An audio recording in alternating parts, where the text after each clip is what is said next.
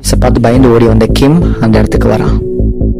இது இவங்கெல்லாம் low ranks, rank hunters. இவங்கெல்லாம் இன்னும் உயிரோட இருக்காங்களா? இவங்கெல்லாம் எப்படி இன்னும் உயிரோட இருக்காங்க? இவங்கிட்ட சாப்பாடு, போட்டுக்கு கம்பளி எல்லாமே இருக்கு. இவங்க வீட்டுல ஆல்ரெடி ப்ரிப்பேர் பண்ணி வச்சிருந்தாங்களா? இவங்கெல்லாம் சுயநலவாதிங்க. இங்க நான் பசியில குளிர்ல நடுங்கிட்டு இருக்கேன், ஆனா இவங்கெல்லாம் சுயநலமா இருக்காங்க. கிம் வந்துட்டாரு.